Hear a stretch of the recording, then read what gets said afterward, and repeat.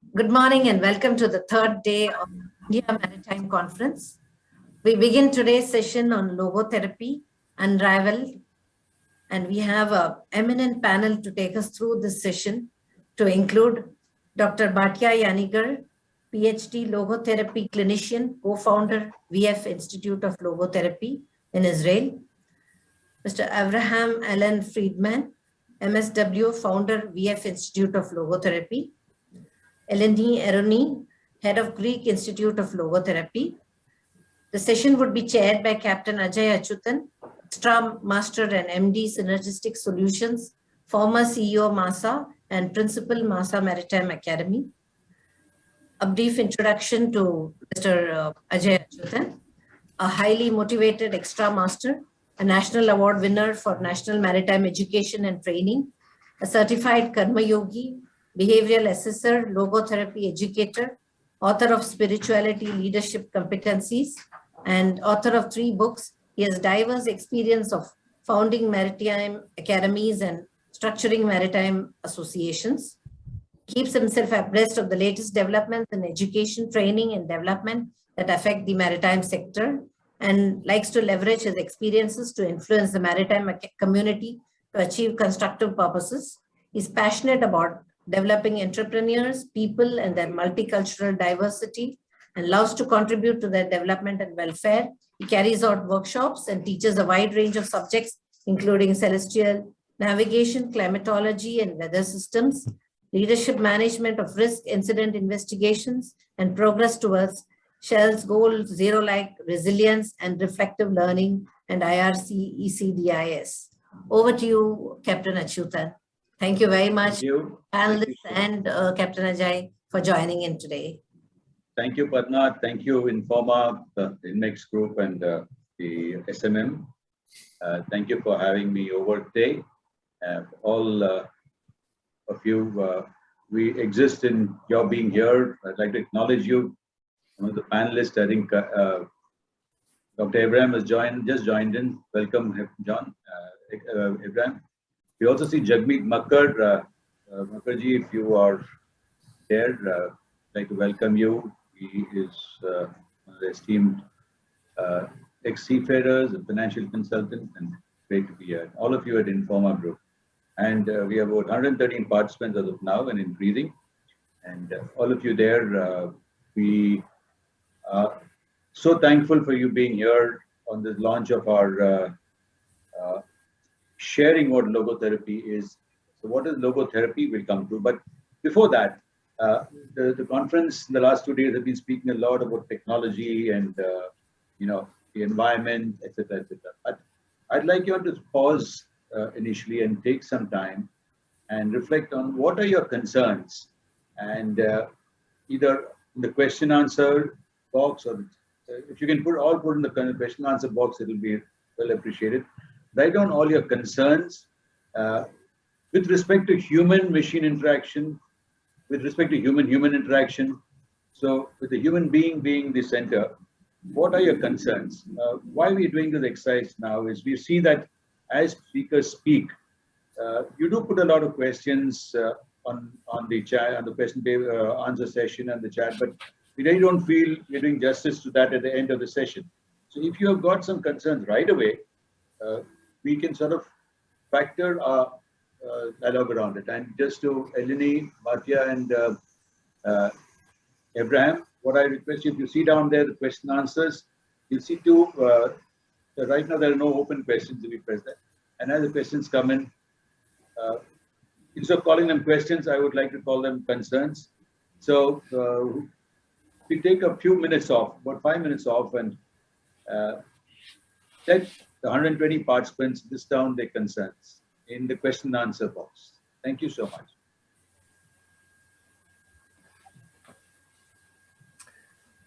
Okay, should I start? No, not yet. I'll introduce you, but right now we just want the people to list their concerns. I'll hand it over to you shortly.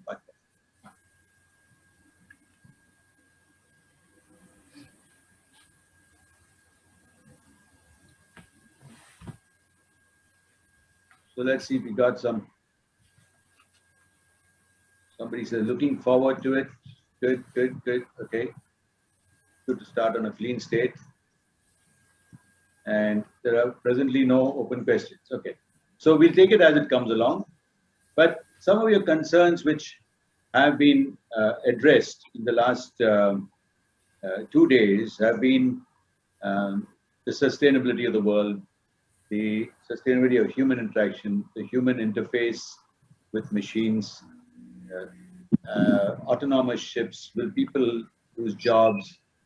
And the last 2 years have been the concerns of COVID, and COVID has taught us amazing things.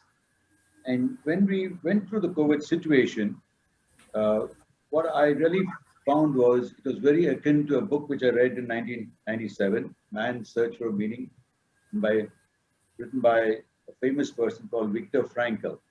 And the situation he experienced in a confinement camp, in a concentration camp, which today people are trying to say did not even exist.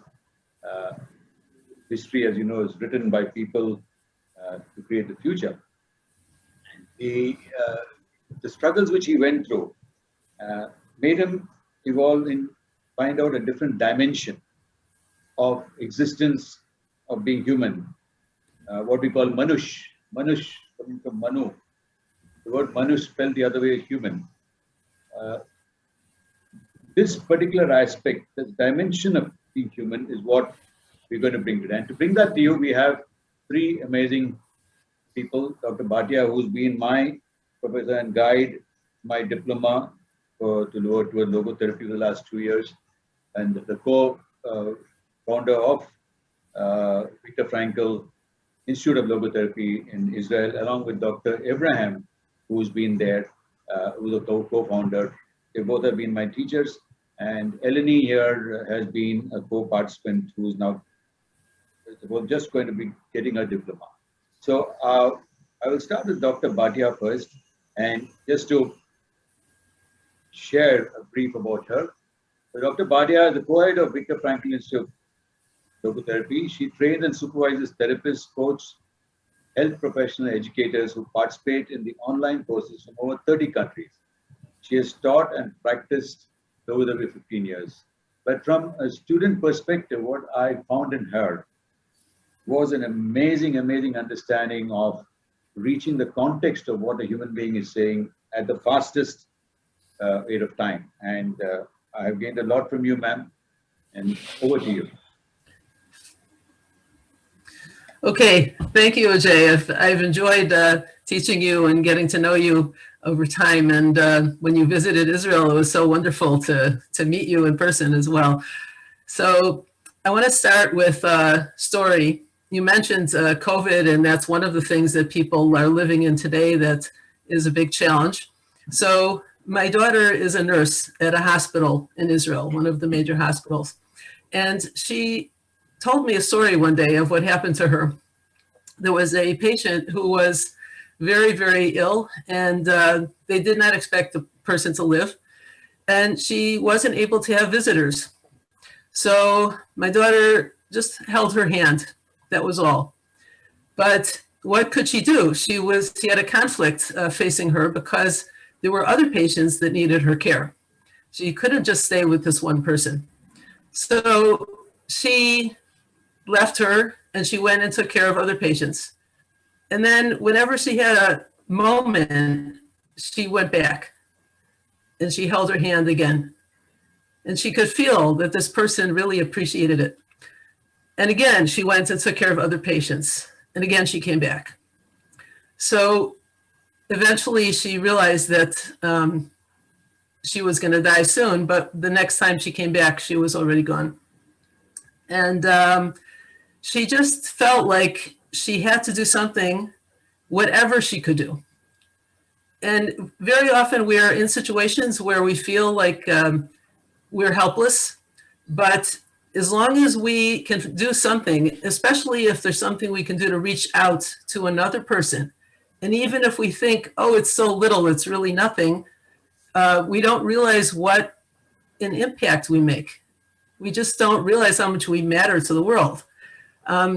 Dr. Viktor Frankl, who created logotherapy, he was born in 1905 and died in 1997. And he saw that even if people were able to live and thrive, they needed something to live for. So he helped people who were suicidal before the war.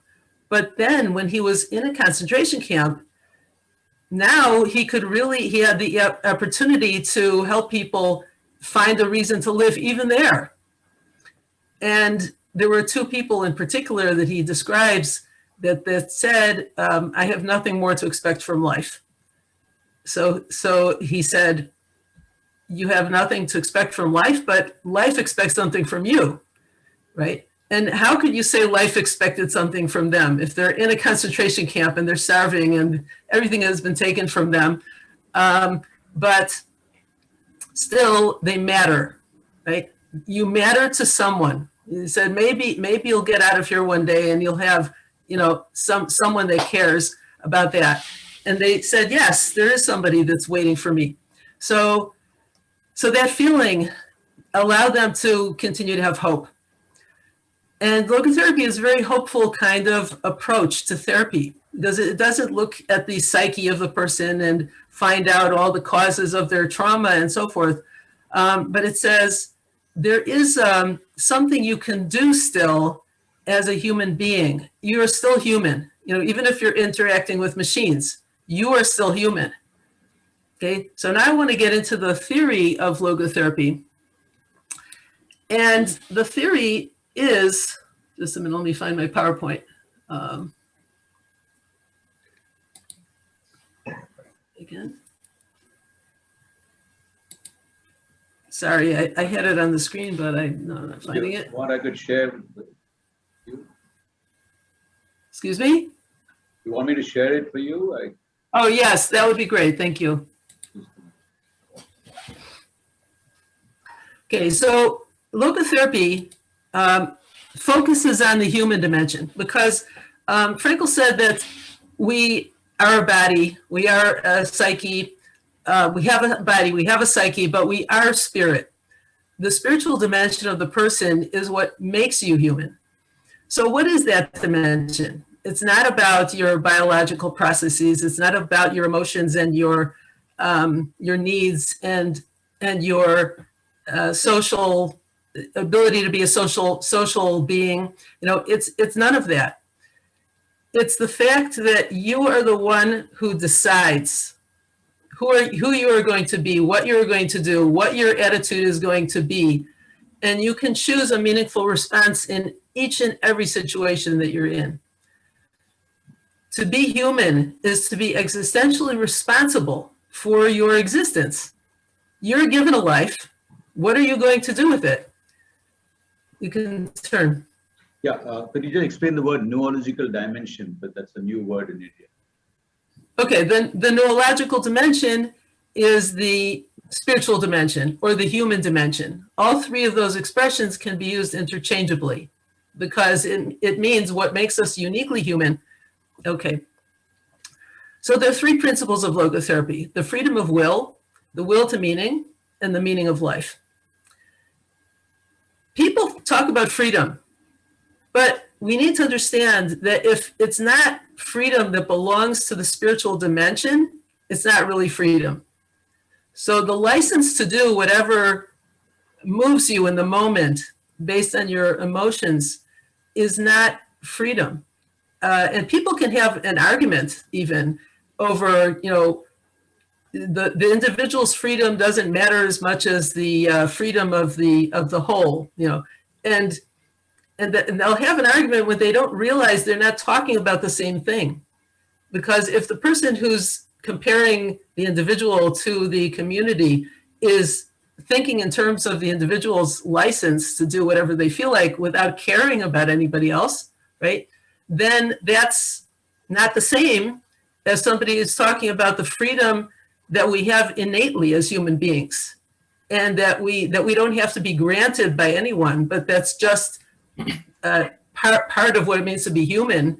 And if you don't have that freedom that you are able to decide for yourself, that you are able to use your conscience and think about what is right for yourself and for everyone involved.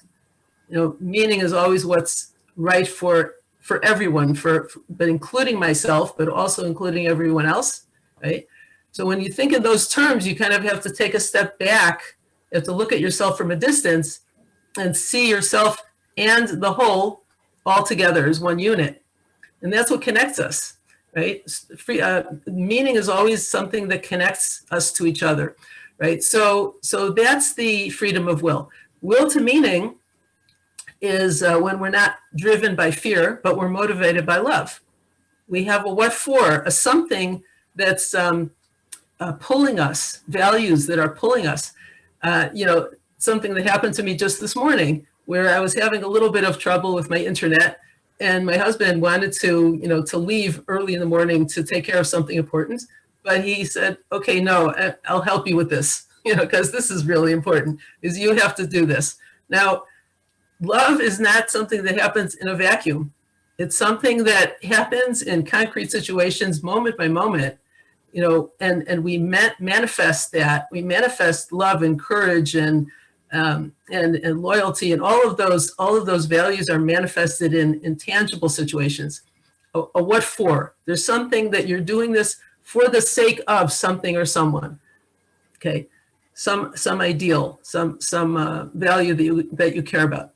Okay, so the will to meaning, if it's just a drive, is not part of the human dimension. Okay, so that also has to be part of the human dimension in order to be called a will to meaning.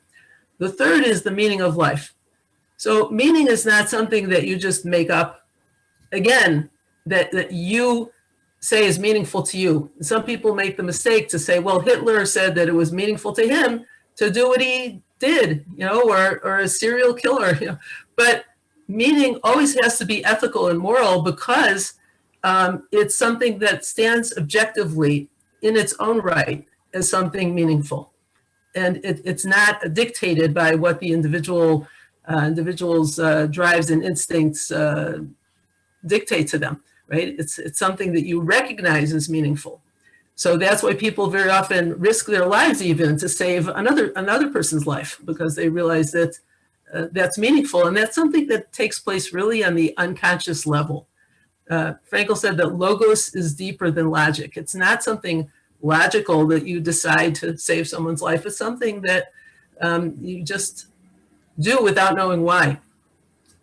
Okay, so we can continue. Now, suffering is something we all go through. And Frankl appreciated the idea that we can get pleasure in life and that life is a beautiful thing, but suffering is also part of life. And therefore, when you suffer, meaning can be found even there. The fact that meaning can be found in suffering means meaning can be found anywhere. So the three principles of logotherapy, it turns out, are the three ways that we suffer. Like the freedom of will. Why do we suffer? Because something is against my will. Like, I don't really want to go here. And they're forcing me. I feel like someone's forcing me to do that. You're not motivated. Like, I don't know why I'm even doing this. How did I land up on this ship? Like wait a minute, like I don't feel like I want to be here anymore. So there's no motivation. And feeling that it's futile, like there's no point in what I'm doing. I'm just a cog in the wheel. Okay, so those three principles are what, when they're missing, that's what takes away our meaning, and that's what causes us to suffer. Okay, let's go on. There's an ought to be. We're living, is logotherapy focused on the past, the present, or the future? Well, it's focused mostly on the present moment, right? But at the same time that we live in the present moment, we have to recognize what is and not run away from problems, right? But we have to face them. We're living in the future, right? Because the only way you can create a better future is to envision it first. You have to picture a better future, and ought to be that we ought to be better than we are, whatever better means to us, our ideal self. And this reality in front of me should be and could be better. Well, What can I do to make it better? So a person transcends towards this ought. And this ought is the realm of the genuinely human. Okay. Now, the goal of therapy is to bring harmony between the want and the ought, to want what is actually meaningful, which goes back to what I said before about meaning being part of the human dimension, where it's not just what you think is meaningful, but what actually is meaningful. And sometimes there's a gap between those two things. And we ask people questions to clarify, is this really meaningful, or not? Okay, let's go on.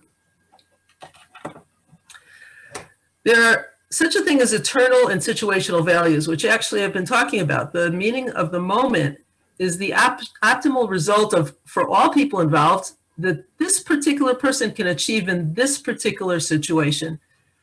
So the eternal value, as I described before, the various things that we call values, courage and compassion and music appreciation, is all the eternal values that haven't been manifested yet in a concrete way, right?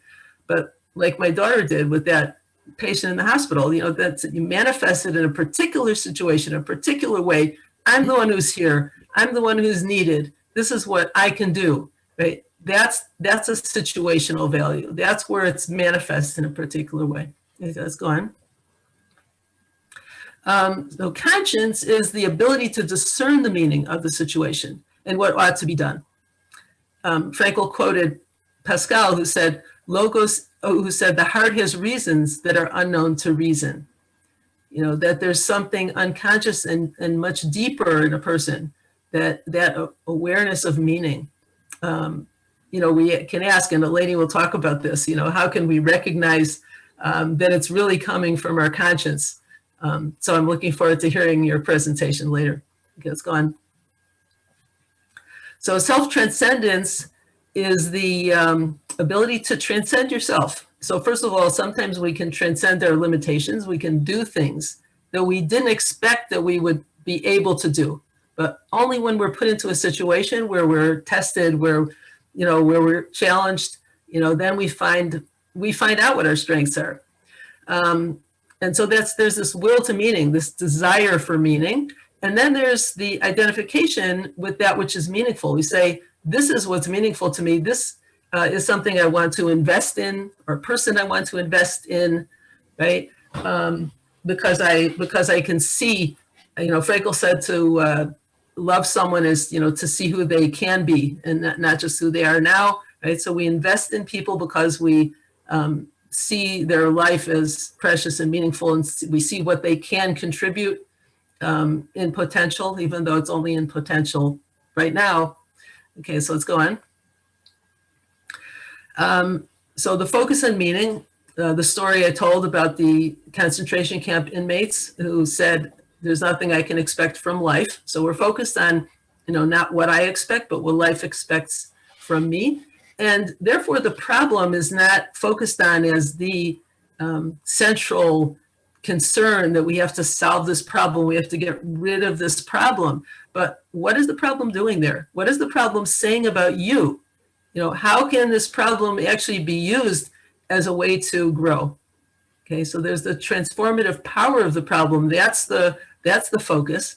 And therefore, it's not self-absorption and self-pity, right? But self-reflection and self-transcendence, the ability to think about, and not think about yourself and your problems in a way of obsessive worry, right? But to think about, like, why am I thinking this way? Why am I going over this thought in my mind? And instead of just going over it in circles again and again, what can I do about it? Okay, next slide. So the goal of logotherapy, according to Elizabeth Lucas, who is the foremost logotherapist today, is to stimulate the flow of meaning fulfillment in individuals, to guide them to surrender to this flow, one that carries all that makes life worth living. So we have to surrender to what is. We have to accept what is in order to as I said, find the ought to be, grow into what could be. But at the same time, we have to surrender to a task. We have to realize that our tasks in life, sometimes we're looking for a task, but sometimes the task comes to us, right? And it's up to us just to say yes or no. So when all of us on the panel, were invited to this conference today, we said yes to it, because we felt that it was something meaningful, it's something that life is bringing us. So surrender, not in the sense of giving up, but surrender in the sense of opening up to something greater than myself, to something meaningful. And finally, I'll just end with this quote that logotherapy can be defined as an education to responsibility. Responsibility means response/ability. The fact that life confronts us, that's part of being human, is that we're constantly confronted by situations which invite us into meaning, right? So we have the ability to respond to that which confronts us. And therefore, responsibility is really not a burden, if we understand the meaning in it, but it's part of love, right? Love and responsibility really go hand in hand, because when you love someone, you respond to them, you listen to them, okay? And that's what logotherapy is about. It's a therapy of love. Okay, so I hope you enjoyed my presentation. Thank you so much, Bhatia. Thank you so much. That was so well condensed, and 2 years of my education came back alive. So I realized even now, like in India, we say, Aajeevan Vidyarthi, you're a lifelong learner. And that's a new competence that Shell is promoting now, but the origin comes from India, Aajeevan Vidyarthi. And even though I just completed my diploma and just listening to this condensed version of yours, I realized there were gaps in my knowledge.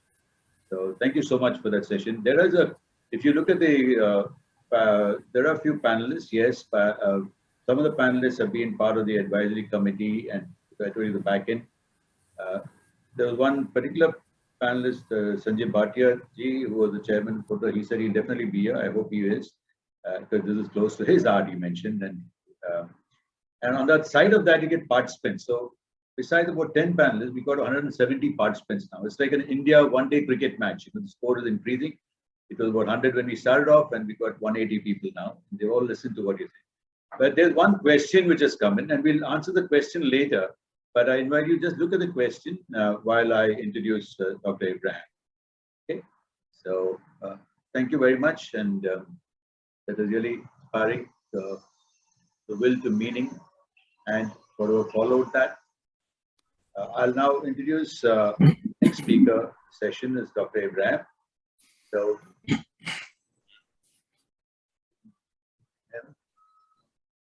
yeah. So, Abraham Allen Friedman received his MSW at Yeshiva. You can see Shiva there also, University in New York in 1983, and later received a diplomate clinician certificate as a clinical logotherapist to the Viktor Frankl Institute for Logotherapy in Texas. He has spoken at international conferences in the United States and Israel and appeared on radio and internet on logotherapeutic related subjects. Abraham is the co-founder and trainer of the Viktor Frankl Institute in Israel along with Bhatia, and has provided supervision in logotherapy. He also received certificates in hypnotherapy, NLP, and other modalities. He runs a successful private practice and offers online therapy, as well as presently studying for his doctorate in logotherapy. And we wish you all the very best for your doctorate, Abraham. Abraham and me, I met him in Texas, where we had a presentation. We had what's called, every 2 years there's a congress in logotherapy, and I had the privilege of presenting a paper on logotherapy and how it can be enhanced with Vedic practices. I'll share a bit of that. But before that, I found him to be such a humble, wonderful human being, and so accessible. So knowing him as a teacher online and physically were two different dimensions which sort of synergized, and there was no difference between the teacher online and the person I met, except that I got all his positive vibrations. So thank you, Abraham, and welcome. Thank you very much, Ajay. It's certainly a pleasure to be here. There are two personal connections that I have in some way with the seafaring world. First of all, the more professional is that the individual who started the Association for Logotherapy in Israel, and was both mine and Bati's teacher also, was Guido Malul, who brought logotherapy into the Israel shipping company. Wow. And he came from it from a non-professional perspective, and he used it in the staff work. We're talking about 20, 30 years ago. So he also had this kind of vision. And secondly, my son served in the Israeli Navy. So he shared some of his experiences and what it's like being alone out on the water and not having so much time to sleep and having to rely on other people. And on the one hand, you're alone. On the other hand, you're part of a team. And what that was like for him. And so thank you for this invitation and for your vision of introducing logotherapy into this kind of a professional conference. I'd like to follow up on what Bati was talking about, and there's so many things that I could pull from, but I'll just take from the end. It's the therapy of love, in which love is not only something that we see in others, but it's something we see in ourselves as well. Very often we talk about love is loving someone else, and we forget ourselves, and we forget to take care of ourselves, and to be aware that we have needs as well, and how to take care of our own needs while being aware of those of others as well.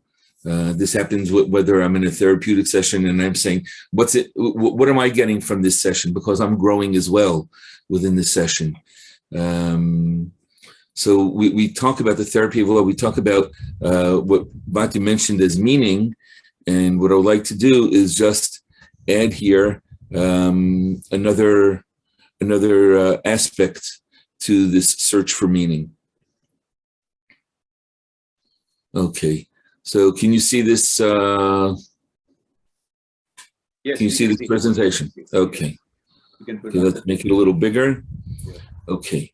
And I'm keeping in mind the comments that were made as well about the sustainability that was mentioned, as well as the question that was here. What should be the policy to implement these procedures? And it seems like it's, on the one hand, it's not advantageous to seafarers. And how do we deal with these kinds of situations? So how logotherapy can be used to promote mental health and well-being on the job, no matter where you work, and how to take those parts of you with you, and not to leave them behind if change does occur. Okay, so we spoke about meaning and finding meaning in life and the responsibility to find meaning in life. If we look at the 3 paths to meaning that Frankl discussed, we find that the first 3 letters are acing it, to do well in it. And what are those 3 paths to meaning? We start off with the attitudinal path. We move on to the creative path. And finally, the experiential path. And we'll go into this a bit more deeply. Just one word is that the attitudinal path is actually a reactive path to meaning. When something happens to me, an unalterable fate, something that I have no control over, or I have control over, but it's creating some kind of a conflict within. How do I approach that conflict? What kind of stand do I take towards that conflict that I'm experiencing? So that's the attitudinal path. The other 2 paths are more proactive, as we'll see in a moment. One is a creative path, where I'm asked to perform a task for the world, for another person, and leave something for the world. And the third is the experiential path, in which I take from the world and I experience meaning through that manner. So if we take a look at these 3, we'll start with the attitudinal path, the A of acing, to choose one's path when faced with an unalterable situation. Says Frankl, everything can be taken from a man but one thing, the last of the human freedoms, to choose one's attitude in any given set of circumstances, to choose one's own way. When Bhatti spoke of the freedom of will, this is where we meet it. When we're dealing with stuff that we don't want to have to be dealing with. We didn't ask for it. We didn't invite it, but it's here. And that can be on a global level. It can be on a national level, and it can be on a local or even personal or a family level. We're faced with situations, and we don't know what to do, and we're faced with that choice. How do we choose to face this? What do we do? What are our options? One of the options is to go into depression and say, I give up. It's an option.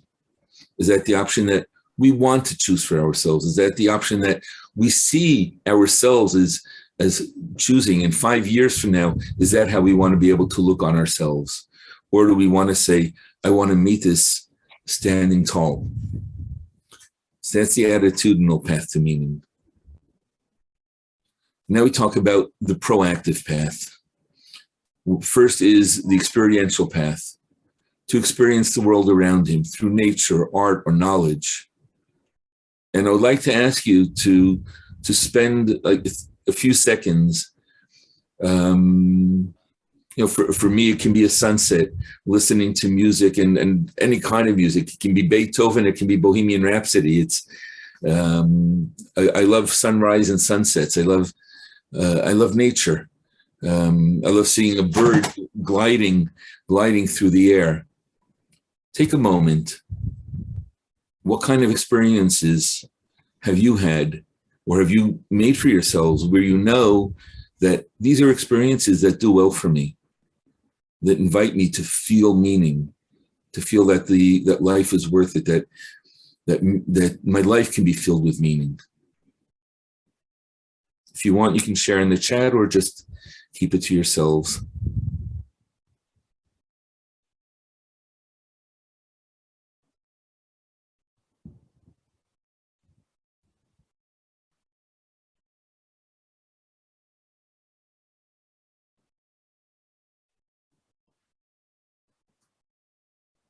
Okay. Now we'll continue with the next. Just to finish off with, as Frankl wrote, the higher meaning of a given moment can be fulfilled by the mere intensity with which it is experienced. To remember those experiences, to be able to call on them, here, unconditional love, to feel that experience that I know that I love unconditionally, or the other side, to be loved, to experience that love. Yes, the unconditionally. Obviously, that was what was intended. Like we said before, it's a therapy of love, of knowing that there's something more in others, and there's something more in myself as well. How do I love myself? How do I love others? Who are those others that I want to learn to love more? Okay, now we go on to the third path to meaning, the creative path. Values which are realized, excuse me, not COVID, but it's still a cough. Values which are realized in creative action. It doesn't mean that you have to be a very creative person, but just by doing things, you're realizing your creativity, your ability to create. You don't have to be a Michelangelo in order to realize creative values, in order to find a creative path to meaning, doing something for someone else. It can be preparing breakfast for your kids or for someone in the family. It can be volunteering. It can be being at work and knowing that your job has meaning for the team. This is a creative path, doing something not only for yourself, but for others as well. Even when we speak about self-realization, self-actualization, the psychologist Abraham Maslow agreed with Frankl at the end, saying that if we only self-realize for ourselves, then something is still missing. And that self-actualization, self-realization has to be outward focused as well. Okay, so we'll go back for a moment to the attitudinal path where we're dealing with situations which come to us. So sometimes life can look like this. You don't know what road you're on. You don't know where to go. You look at it from above, and there's so many different paths. And what our dream is to be able to, Ajay, you spoke about synergy is putting it all together and saying, I'm not leaving the white or the black. I can actually put them together and move forward with both of these issues in mind. So if I have a conflict, I can take both sides of the conflict and use both of them. What do I learn from the conflict? Which is what Batya was talking about earlier as well. So when dealing with change, we find the 3 C's. We find the crossroads themselves. We find the change that we're challenged to make, and finally the choice that we make. So in the crossroads, sometimes this moment is under your control. Sometimes it is what happens to you. You decide to go study. So that means there's a time schedule, and you don't choose the time schedule. You mentioned the doctorate program. I was supposed to go to America to study my next course, and I don't know if you've heard this, something called COVID, and they've changed their schedule around because and they've canceled the live course, and they're doing it only online, which I don't feel is the same level of intimacy that we can reach and learning. But this is the situation that we're at. So sometimes this moment is under your control. Sometimes it's what happens to you. And then we're challenged. We're challenged to change. Okay, what do I do about this? Do I say, no, I don't want to have to deal with this. Forget all about it. Or I can say, no, I'm choosing to stay here. So even if you choose to stay the course, it's no longer from inertia, from an unconscious level, but it's from consciousness. It's from choice to be able to respond and to stand behind that choice. So change is what we're being challenged to do. If you can't change the situation, you're challenged to change yourself. And finally, to make that choice and stand behind it, saying, okay, during that time when I made the choice, it was the best choice that I could make with the information that I had. Were there other choices available? Yes. But as Frankl says, in each situation, there's one right answer. Do we ever reach that one right answer? Sometimes we do. Sometimes we can actually look back and say, wow, looking back, I made the right choice. Sometimes we say, okay, looking back, I don't know if it was the right choice, but here I am now. How do I make the best of the situation that I'm in? Or how do I see that previous choice? Perhaps what did I gain, even though the choice may have been an error? And we close off with the power to choose. Human freedom, Frankl says, is not a freedom from. We're not running from something, but a freedom to accept. Excuse me. But a freedom to accept responsibility, freedom to choose, freedom to move forward, a freedom to dream and to live that dream, a freedom to have a vision, a freedom to look forward. Does that mean that I've changed the reality of things? No. The reality is the same, even if it's a difficult reality. My father passed away when I was 13 years old. I have no way to change that reality. But what do I do with it? What do I learn from it? Learn from mistakes that I've made. Learn from who he was. What can I take from that love, from that situation, and use it even now, 50 years later? We choose what our path will be, even when facing circumstances which are challenging and may seem near impossible.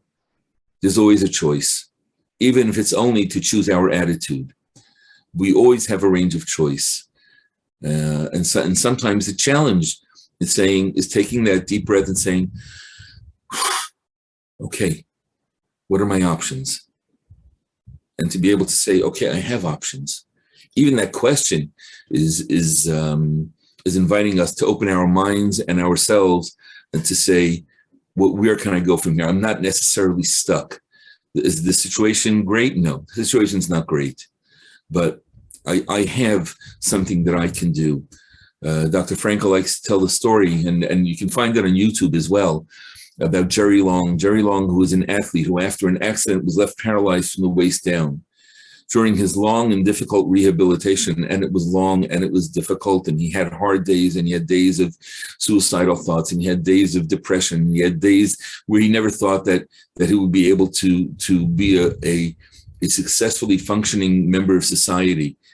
But through that rehabilitation, he finally came to the conclusion, I broke my neck. It did not break me. I still have a life that I can live. He then created a new life for himself, and he became a professor.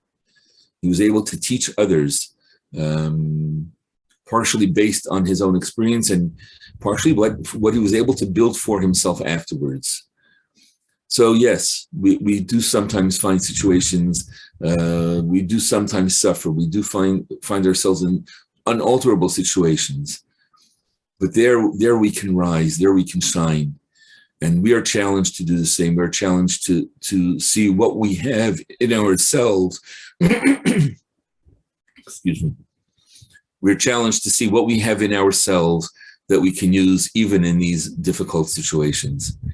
So thank you very much. Thank you. Thank you, Abraham, and another wonderful presentation. So much of clarity and right from the bottom of your heart. Yes, it was an unconditionally lovable situation. Thank you for sending all your love to us. We will relate your presentation and budget presentation to the question answers, and what we have arranged for all the participants here right now. There are 186 of them. Is that we want to spend more time to understand the basic concepts, to leave the floor open for your questions. So I see there are 2 questions which have come in, and I invite the panelists to have a look at them so that we can respond to them as we go along. And just before I introduce Elena, I'll just go through the program once again. Introducing conference agenda. So we initially tried to list the concerns of present and future maritime professionals. That's what the initial break was, to make you put some questions down and list your concerns. And I want you to be in those concerns, participants. First, be in those concerns where, yesterday, just to share with you, one of our top government officials, Sajid Sukumaran from Chennai, he has sent in a very heart-wrenching email about a ship captain who joined a ship in Chennai, and 2 days later, he was no more, and his body was kept in the freezer for 6 months.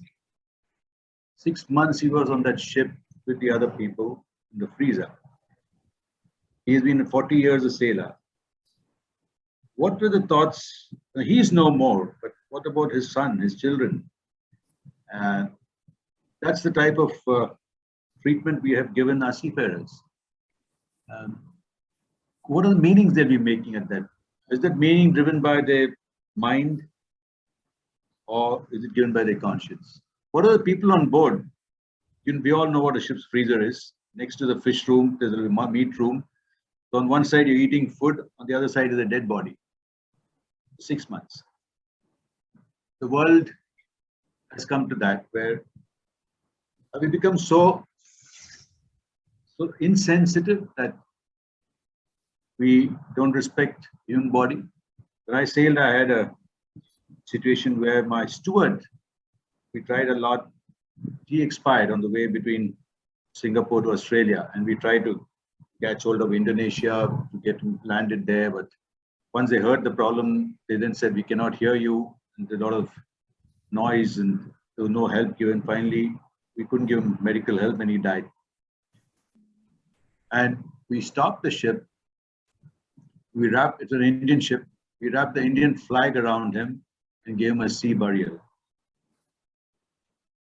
Utmost respect. It was at 12 o'clock in the afternoon with everybody standing there giving him a sea, like a prime minister of a country would get. And then we sailed on to Australia and there was an inquiry.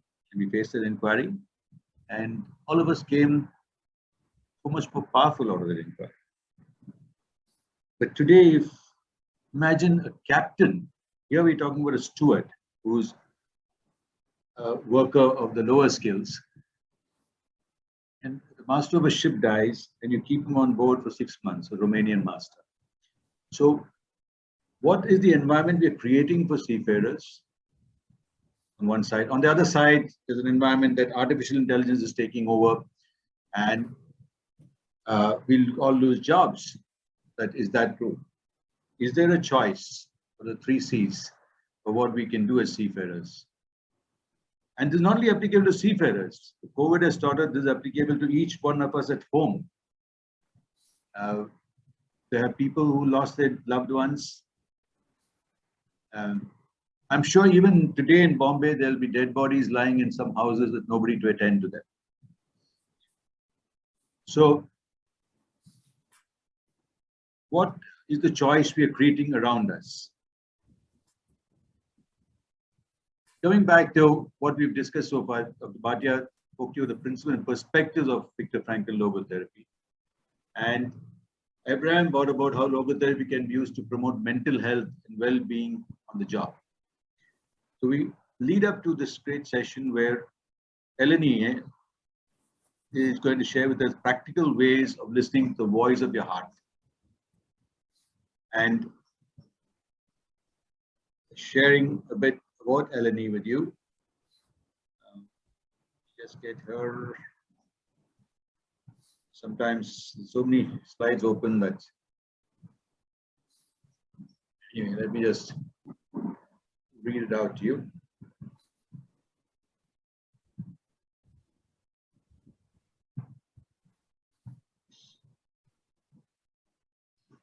So, Eleni, the PhYT, based in Athens, Greece, a spiritual body psychotherapist, business and life coach, teacher, trainer, diplomat, counselor, logotherapist, teacher, trainer. Member of the EABP and EAMC, I hope you can expand on that for us. Like I told you, something that is a Greek to us. founder of the Greek Logotherapy Institute, accredited to the Viktor Frankl Institute in Vienna. The main studies and accreditations are Business Administration Degree College, the Body of Psychotherapy in Denmark, PSTD and Post-Trauma Depression and Trauma in Denmark. Member of the European Association of Body of Psychotherapists, EABP, Business and Life Coach England, member of the European Association of Mentoring and Coaching, EMCC, Social Anthropology, Aegean University, Greece, Diplomat Counselor of Logotherapy, Israel, member of the Viktor Frankl Institute, Vienna, and founder of Greek Logotherapy Institute, by VFIB. Now, before we ask Eleni take the floor, I want to tell you there are 2 streams to this when we want to study the diplomate. There is one is for a practitioner, like a psychologist who practicing, but one's also for an educator. I've done the educator part of it. I think Eleni, you're more of a practitioner, so over to you. Hello, everybody. I send my love to India. And I hope that India sends her love to me as well. So I will start with a story. And I see some beautiful Indian things hanging behind you. Yes, the water, also the cupboard is from India, it's from New Delhi. Oh, wow. And also these hanging things, also they are from India as well. So I want to share you, I want to ask you, I will tell you a story that the end, it is something that you will have to find out. And that came up to my mind while Batya was talking and Abraham was talking. And sorry, I use their small names, but I feel friendly with them. So imagine that there were two villages, okay, that you were supposed to choose in which of the two villages you could spend your life. The only difference, it was that they have different traditions. The first village had a tradition that when there was sunshine, they would enjoy life and they would do anything that is useful for the community. And when there was cloud, again, they would do also good things and they would still be happy. So the first one has this tradition that whether it is sunny or whether it is cloudy or rainy, we will go along and stay happy and do what we have to do. The second village has a different tradition. The tradition of the second village is that when it is sunny, we will enjoy, we will do everything that is needed to do. But when it is cloudy, we will get depressed. We will do nothing. We will stay and we say, we feel that we suffer and we will draw back. So if you had the choice to spend the rest of your life in one of the two villages, which one would you prefer? The first one or the second one? You know, which tradition do you believe that it would be appropriate for a human being? You know? So what I want to tell you right now is that what we say in logotherapy, which is no different than what everybody that is human says all around centuries. It is not something new, logotherapy, you know. We are just recycling wisdom. We are recyclers, you know. What it's saying is that even if there is cloud in your life, there is always sun behind. This sun is our conscience. This sun is our spiritual, as our noetical dimension, you know? So the way that we look at our existence, whether we connect with our ego or our personal likes or dislikes, oh, it's cloudy, I will not get a good suntan, for example. This is personal, you know, or we keep on staying connected with our inner sun that is always there. And sometimes if there is clouds, the light is hidden behind the clouds. Now, the way we choose to live our lives, it will have a consequence in our personal experience and in the experience of the planet. So I am going to share with you a few practical tips and a few inspirative tips so that you start choosing more consciously in which village, with what tradition you want to spend your life at. You know, Viktor Frankl didn't care whether there was a lot of clouds, like gas camps. We talk about a lot of clouds, you know,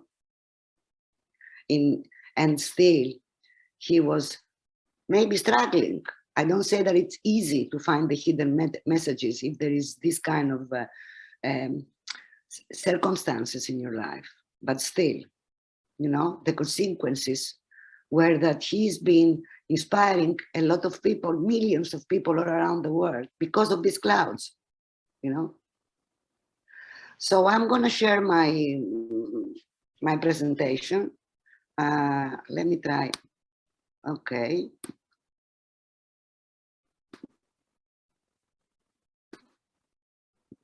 Is it visible? Yes, it is. Okay. The bottom portion is getting cut off. Oh yeah, yeah. The That's bottom. better. Now it's okay. Okay.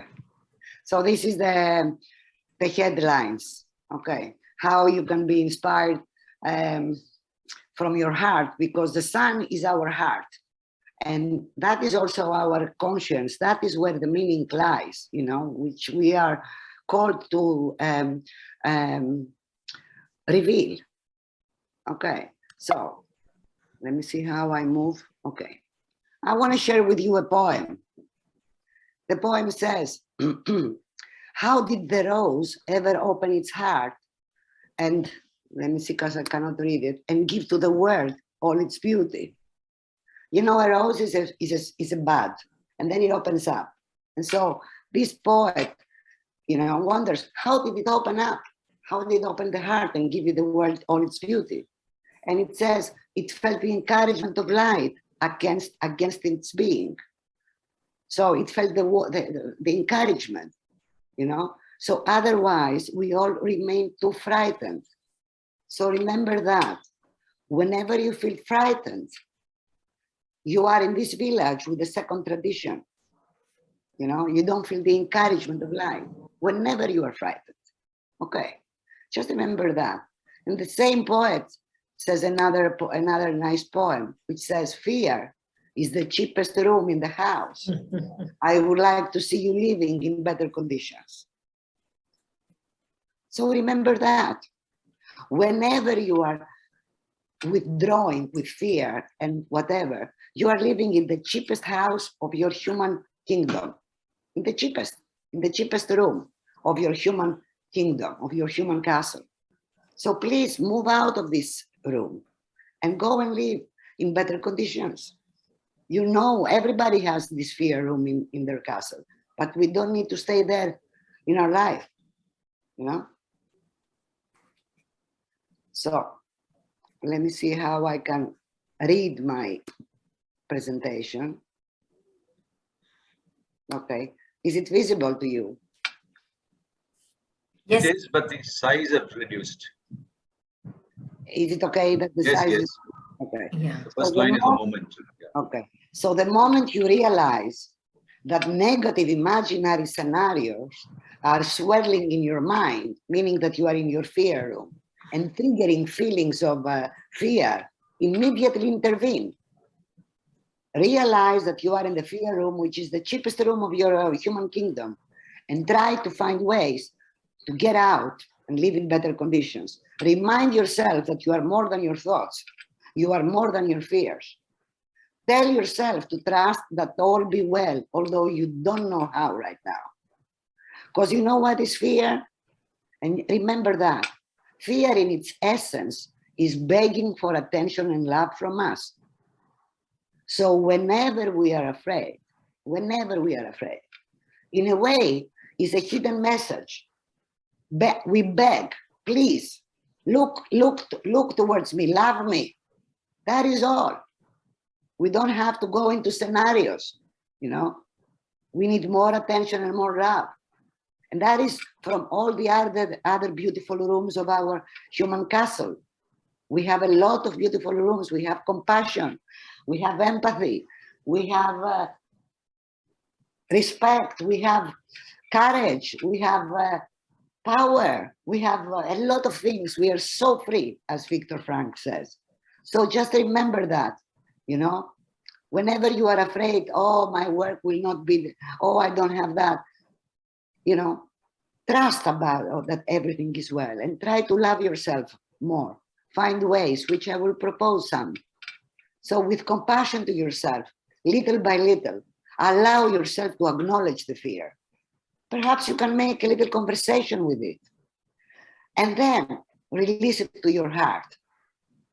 If you have a circle of friends and family members that you love and trust, share your fears with them, you know, communicate with other human beings in this village that the tradition is that whether there is clouds or whether there is sun, we are all together, you know, because they may offer perspectives and insights that give comfort, will give you comfort and hope. Don't stay in your mind, which is the room of the fear. Get out of there. If you are alone, because sometimes we are alone, you know, imagine that you talk with a loved one. Again, get out. When we are feeling anxious and are conjuring imaginary fears, remember that it is very critical to do some sort of spiritual intervention as early as possible before we become overwhelmed. Because you have to understand that, you know, more neurotic, fearful thoughts arise if we stay in the fear room. So it is very critical that we recognize that we are, and when I say fear, I include anxiety, stress, disappointment, doubts, meaninglessness. Everything is fear. All these are fearful thoughts. You know, everything is fear. It just, I mean, let's make it simple and let's call it fear. Maybe not everything, but let's call it like that, so we can really discern. You know. So another way to move out of this room is gratitude. It frees us. It frees us. I don't know if I'm talking English right now. It makes us. It frees us. It frees us, right? You know, it doesn't fry us because fear fries us. Gratitude frees us. Please. So another thing is that being grateful. You know, if you read the book of Viktor Frankl, and I'm quoting from there because it is in the content of our workshop right now, you know. This guy, if you read his story in the camps, you will see how many times he was grateful for having a piece of paper or to write a little bit of his future speech. I mean, he was grateful with with everything, you know.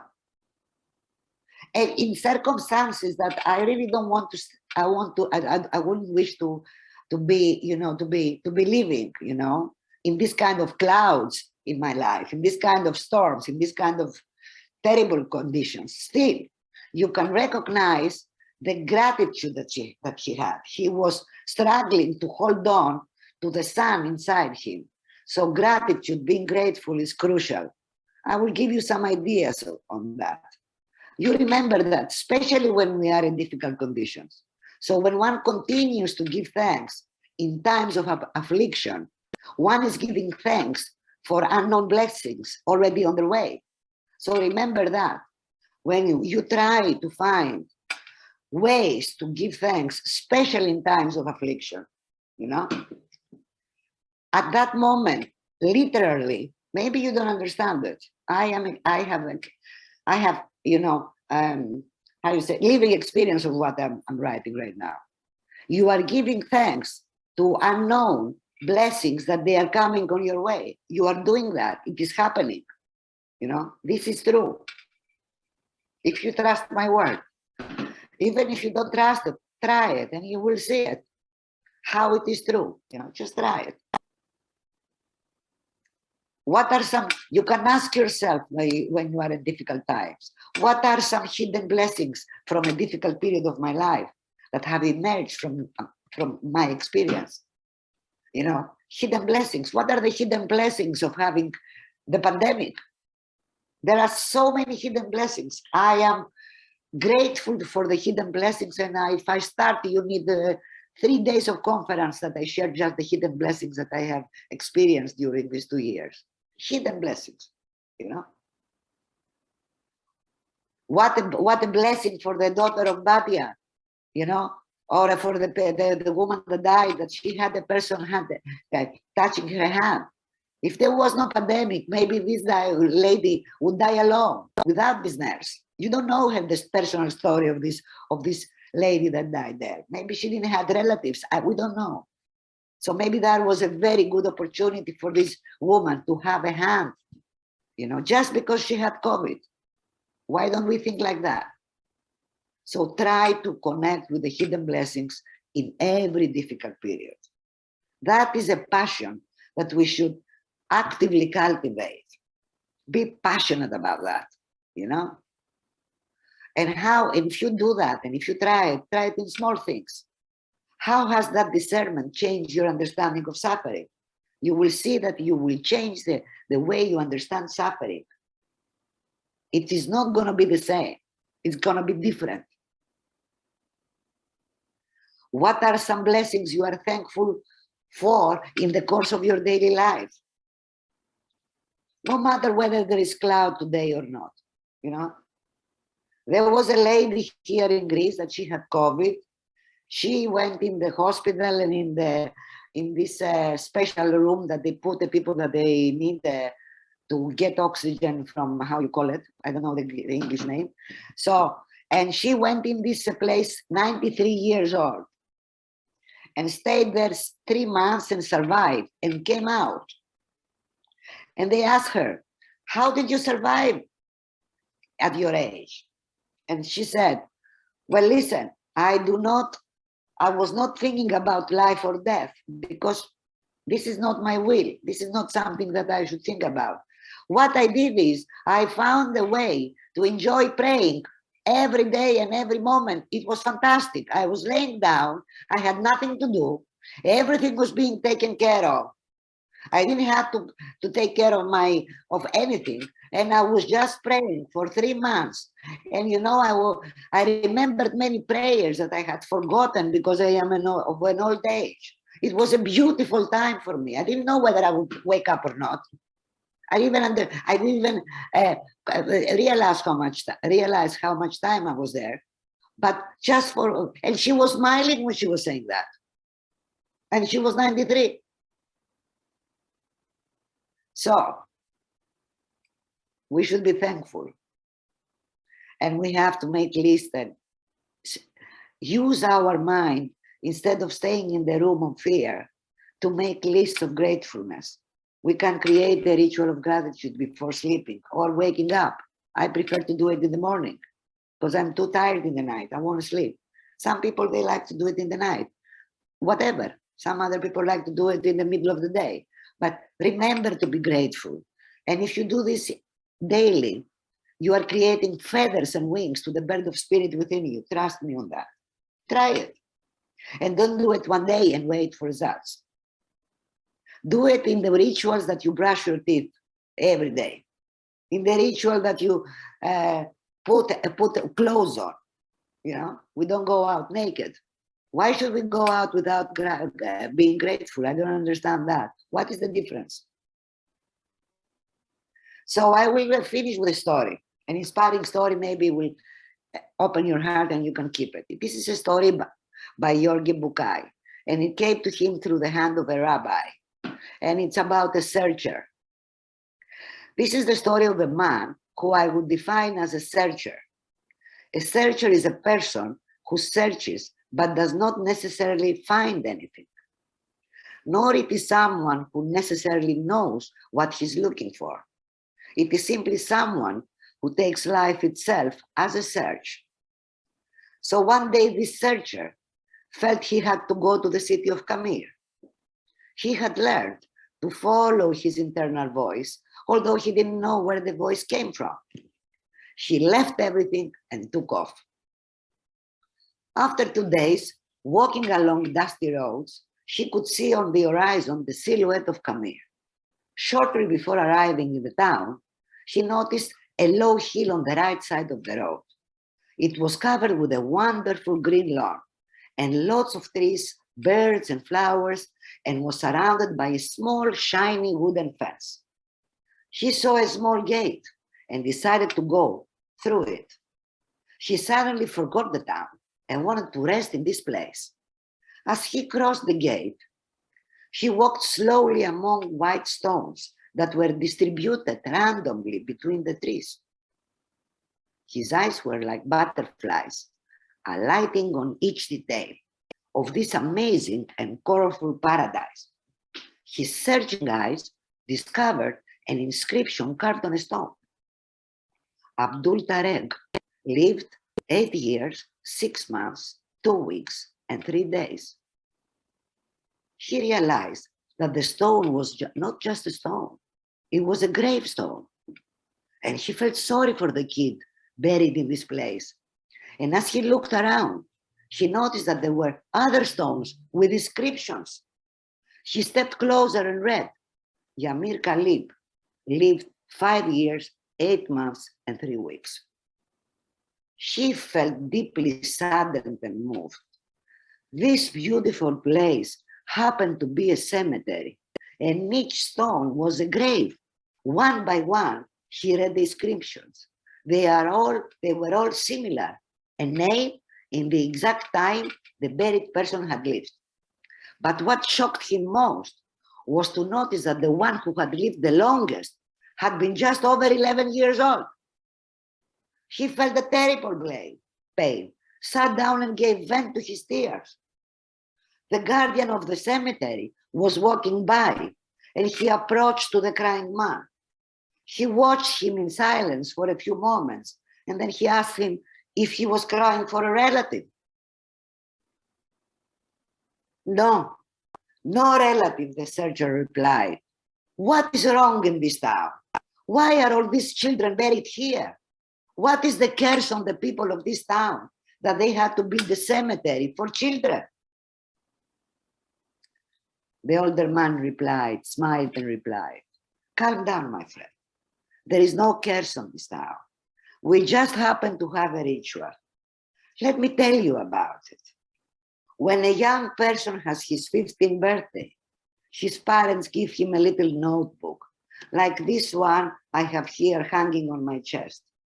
Starting that day, it is a tradition among us to open the notebook and note inside it every time we have an intensely happy experience. We write down on the left what we enjoyed and on the right how long the enjoyment lasted. You met your girlfriend and fell in love with her. How long did this intense passion last? How long the happiness of having found her? A week, 2, 3.5? Then the emotion of the first kiss. How long did it last? A minute, 2 days, a week? Pregnancy, or the birth of a daughter, the wedding of a friend, the most anticipated trip, meeting a brother, returning from a distant country. How long did the enjoyment of each of these situations last? Hours, days. And so we just write down in the little notebook what we enjoy moment by moment, every single moment. How many times our heart brings us up. When someone dies, it is our tradition to open his notebook and add up the time he has enjoyed, day by day, time by time. And then we add this on his gravestone, because this is for us the only time the person really lived. So what I learned from this story is that you have to be in your heart in that life. If you want to be happy, you have to be living a lot of time. And that is your skill. So logotherapy is a meaning-centered philosophy. In logotherapy, we teach skills to enable a person to detach from the personality fears and negative scenarios and transcend to his spiritual or noetic dimension, opening up to the callings of life through the voice of one's heart. These skills transform one's attitude towards a meaningful and purposeful living. So I don't know if I have more time or if I have covered my time. I was really... You have covered your time, and we have more time now for question and answers. We've got about 40 minutes more. I want to thank you very much for being present to my beautiful sharing. Thank you so much, Renee. It was simply fantastic, Captain Achyutan. If each of the panelists could, give one takeaway, that would also be good before we start the Q&A. They have given their takeaways, but then one last thing, anything that they could share. It was really takeaway from the conference. No, I mean anything that they want us to, go by. Yeah. So, Bhatia, Ibrahim, and Eleni, Again, I'm not going to use Dr. Bhatia because, like Eleni said, we're very close to you. What Padma is requesting is, before we go to the question and answer session, what is one thing you would like to put, just one point, takeaway, one area which you want us to take away from this whole thing? Start with Bhatia. Well, I guess to always think about what makes you human in any moment that you're facing. What can I do that would really reflect the image of God that's within me? That's it. Thank you. Thank you. Abraham? To be open to what choices we have. To know that no matter what the situation is, we always have a choice, even if it's only to choose our attitude towards what we're going through. Choose. Right. Remember, we're human and take choices. Eleni? Well, I don't want to take away anything. I want to take No, in. what you want us to take away. I don't want you to take away anything. I want you to take in everything. I have two mottos. One is be happy, even if there is no reason. Try to find the reason. Be happy. This is going to evolve. Shipping the human beings, we have to stay in the happy side of our human beingness. We have it. Otherwise we would be dead. We stop being happy if we stop being alive. Just remember that. Take that with you. Thank you very much. Thank you. So before I proceed with my presentation, I'd like to first thank Eleni for a wonderful, passionate session. Okay, and I think we'll take a small deviation because I want to involve the audience also. So have you all seen all the 4 questions which have been raised? Abraham, Bhatia, and Eleni just have the question and answer session there. If you can just click that and give me a couple of minutes nature break. I'll be here in 2 minutes.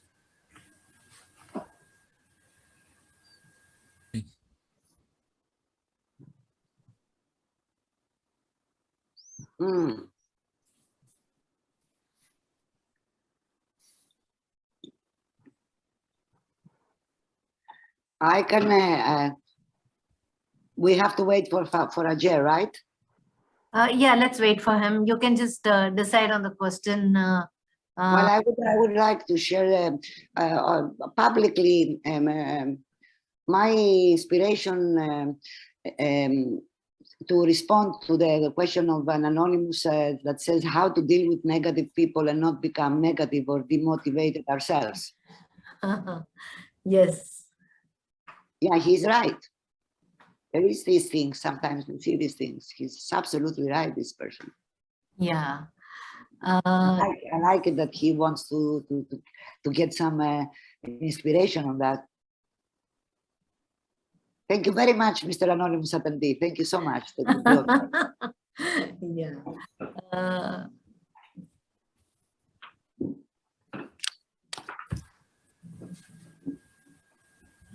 The other one side, I'm not so much in the shipping. I don't know about shipping.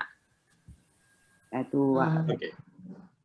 So we just go through the questions first. The first one was, while implementing the procedures pertaining to business concern and not so advantageous to seafarers, I don't know how that could be. Why is the business concern not advantageous to seafarers? What should be the policy to implement these procedures? At the end of the business goes well, the seafarer automatically taken care of. I'll repeat that. While implementing the procedures pertaining to business concern and not so advantageous to seafarers, what should be the policy to implement these procedures? At the end of the business, if the business goes well, it's automatically taken care of. So, would any of you like to go through that? I have my own thoughts on it, but so basically what they're saying is you've got a business, you started off a business, you have employed people as seafarers. So just to get you the feeling of what a seafarer's life is, he is an individual sometimes nowadays from the remote part of India who's never seen the sea, and he's trained ashore for a few months and then put on board a ship through an apprenticeship period, and then becomes an officer on board. But during this whole period, he has to have to seamlessly move around the world. Visas, earlier visas were not the issues. Nowadays visas are the issues. The COVID has now become a stop. The 9/11 brought about the security code, which created stops. There's a lot of things which he has to hurdle these across. And so that's a summary of a life of a CFO. Sometimes he doesn't have connectivity. He's not 24/7 connected to his family. And just to give both three of you a background of how the seafarer's life is. And then there's an increasing feeling that he's being used as a commodity. You know, that's what I can see here in this question. He's used as a commodity rather than a human being. But what I can see here is that if we can train that seafarer in logotherapeutic practices, given all these conditions of uncertainty, he could still sort of recreate and keep creating himself. And this is where is the industry actually wanting to empower the seafarer. So any thoughts on that? Bhatia, Abraham, Eleni, any of you like to? You're referring to the first question. Yeah, first question. Yes. So I think that I recall hearing about a business where instead of the business owners being in charge of deciding how it should run, they really opened it up to all the workers. And they found in the end that the business actually worked better because of their ideas. So, you know, to not make light of the fact that the workers can also have excellent ideas, their needs can also ultimately help the business, right? Because the business owners are taking the perspective that there's a conflict here. And maybe if they look more into it, you know, could be some of those needs could actually serve the business as well. Absolutely. I totally would agree with that. And in fact, we have such a practice to the questionnaire I just share with you. If you just go through the Shell Goal Zero program as a business owner, now you may not be in the oil tanker business, but oil tankers and chemical tankers and gas tankers, they set the standards for safety. You know? So normally cargo ships, bulk carriers gather safety from oil tankers because the hazards are greater there. So Shell Oil Company has started what's called a Goal Zero program. The Goal Zero program is where they are looking at, you know, if you remember the ISM code, the safety management code, looks at a zero accident scenario. And the principle behind that is to care for people by them reporting their near misses, and the near misses reporting leads to a zero accident. See, logotherapy is a very good process for that, because the difference is logotherapy and psychotherapy. Psychotherapy, you're sitting and listening to somebody. But in logotherapy, you're going to tell people what they don't want to hear. Anytime they're telling people what they don't want to hear, you're going to tell the business owner what they don't want to hear. It's going to make you very uncomfortable. How nicely you can say it is the difference. That's why Abraham and Bhatia have been such wonderful teachers, because all my inauthenticities they've been putting in such beautiful manner that, you know, it wanted me to improve. And that's one great takeaway. So that business will definitely come to an end soon if they don't take care of seafarers. And what I can hear Bhatia saying is that maybe there's a thing of making seafarers partners in safety. Partners may not be in profits, but they are your partners. They are the business owners in a different way. May not be in profit, but in safety, they are your business owners. Do you recognize that? So I don't see a future for such kind of business. Anything else, Abraham or Eleni, you'd like to, or can we move on to the next question? I would like to share something. In the way that Vijaya Lakshmi wrote the question, or let's say the anxiety, because it seems here that there is an anxiety, you know, from the person writing that the procedures that are pertaining now in the shipping, they might not be so advantageous to the seafarers. And this person concludes that if the business goes well, the seafarers are automatically will be taken care of. Well, if we see our connection with our bosses that way, that we are being taken care of. And if we don't take responsibility of our life, okay, yeah, our personal life, we are taking care of ourselves. We are free to choose whether we want to stay and whether we feel that we measure the advantages in our personal life, and we make our decisions in the way that we stay or not stay under this kind of circumstances, you know. So we have the responsibility. It's not that we should expect or we should wait that the business will go well and somebody will take care of us. We are the kings and the queens of our kingdom. We take care of ourselves. So I would suggest this person to bring back the responsibility in his own discernment, to bring back in himself, you know, and say, this is the situation. What am I responsible for myself and for the others to bring out, you know? Thank you.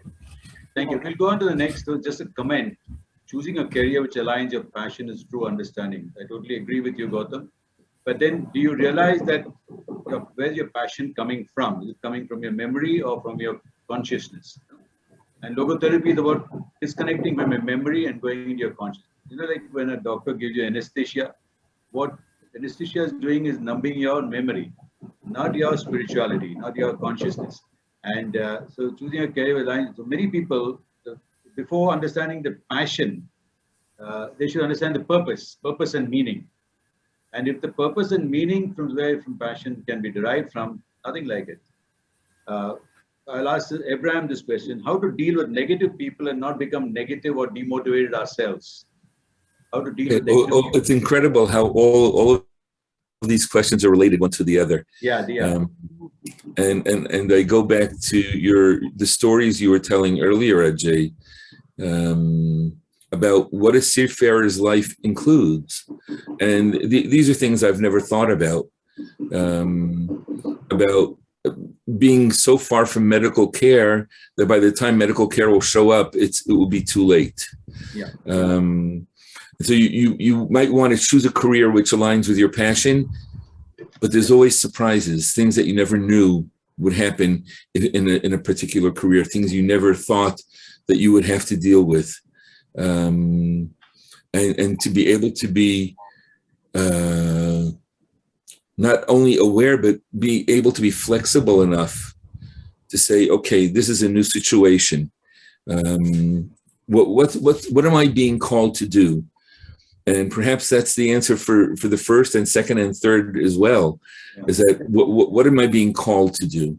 Yes, I meet negative people. I've been there, done that, and it's very unpleasant. And sometimes you can't even avoid them, especially if you're on sea and you can't. Well, let me switch him for someone else. You can't do that. And the question is constantly, and yes, it can be a constant battle, but not to give up and say, I know why I'm here. I know that I'm here for a reason. I know that I have purpose. I have a calling to be on this ship right now. And whether it's in the engine room, whether it's being in charge of communications or in the kitchen or whatever job it is, I'm there and I have a calling. I'm supposed to be here. I have responsibility to myself and to others. So if I can just be aware of that responsibility, then yeah, negative people will show up, but at least I know who I am and where I stand. I want to add to that when you are really present for yourself and who you need to be, then you influence the other person.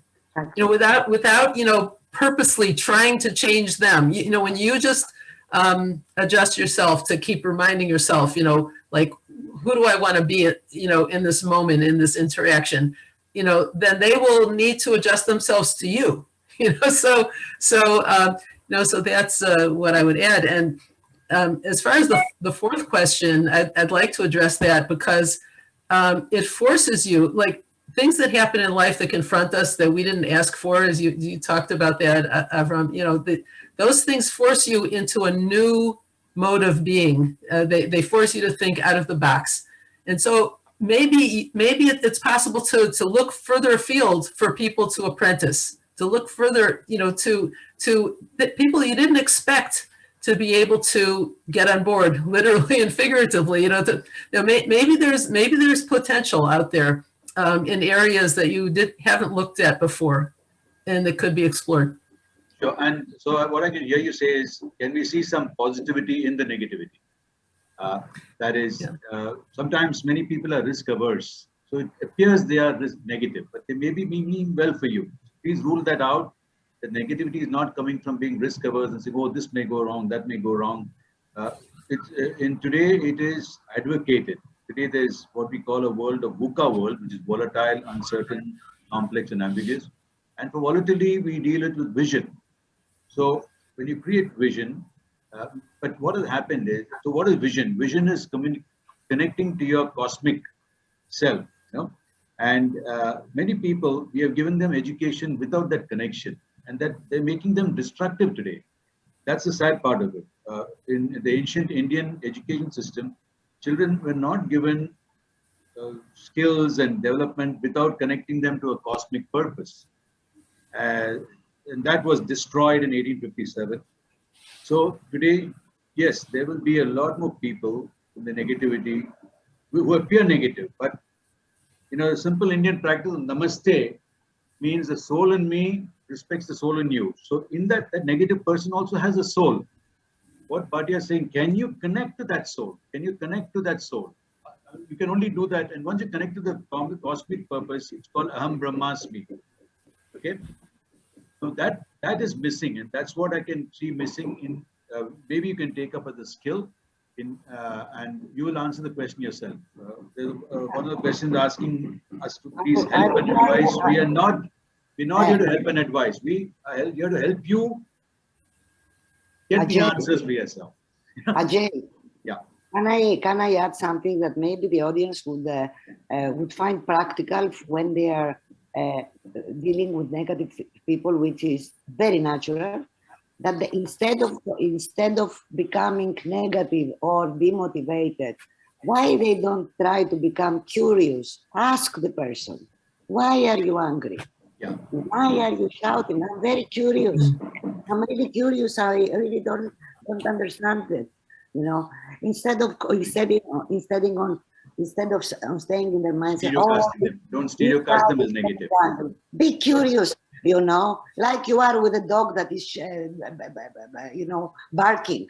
Don't see this person as something that you give him a label. You don't understand why he's shouting or why he's saying these words. Ask him questions. Find out. And if you find out, this person will astonish you. What is his reality? And he will also learn how to bring out his reality in a more positive way. But we should be there for these people, that they don't know how to bring out their problem, and they are, they don't know how to bring it out. Help them bring it out in a way that we can connect. Ask them questions. So there's an enormous attendee. I don't know why you are anonymous, because you're operating from your smallest room, which is fear. As Eleni said, you don't need to be anonymous. We're all spiritual beings with human existence. And so if you would like to say your name, do it properly, it'd be wonderful. But it's okay, we accept you as you are. Your basic question is about the chief engineer on board and there's a shortage of chief engineers. We've got no other option but to teach them spirituality and make them that as a competency in the coming days. Otherwise, we're going to lose a lot of seafarers. You're going to keep using them as commodities and, like toilet paper, using up every day and throwing them out. And we will face the consequences of that. You can already see a number of people, the shelf life, the sailing time, shelf life is reduced from, I sailed for 16 years. Nowadays, they're sailing for 8 years.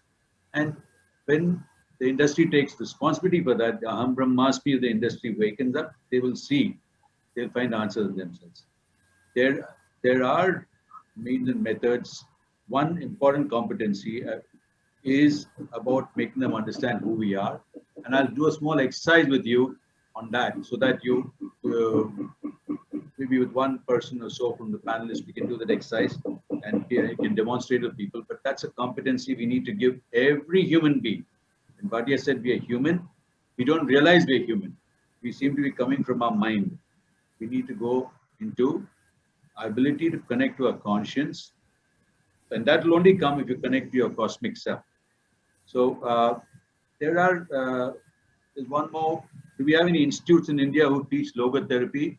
Well, welcome to the club with the blessings of Abraham and Bhatia, and hopefully with the Institute of the Vienna Institute of Logotherapy and with Helene's help, we will generate that. There are a few participants here who are also students, and with all your blessing, we will start something like this shortly. But that's not the forum for it. Thank you for asking the question. With that, with your permission, I'll just proceed with my small paper on India, the spiritual logotherapy and the Vedic sciences. For a lot of people here, in fact, I got some comments on the side from the panelists and others also that this is all old wine, new bottle. We are repeating it. Yes, it is. But what I found in logotherapy, which I learned, I've been exposed to 1997. This was not taught to me. It may be there in India, existing over years, but it was never taught to me. Okay? And it is from logotherapy that now I'm connecting to the ancient Indian wisdom. Why it was not taught, I don't know. I mean, let people be accountable for it. So I'll just share with you.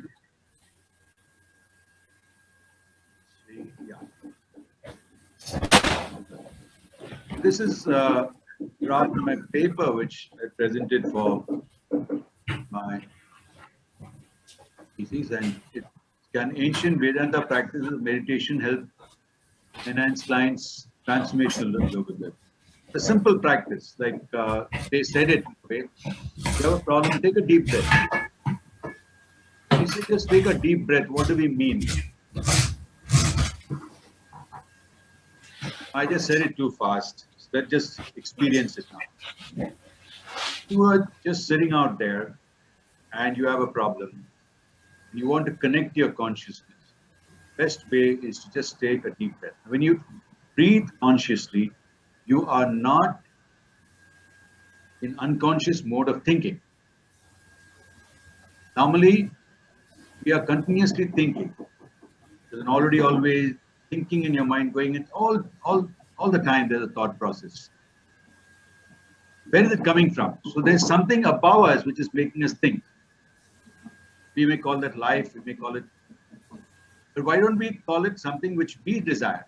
That's where creating purpose and meaning comes.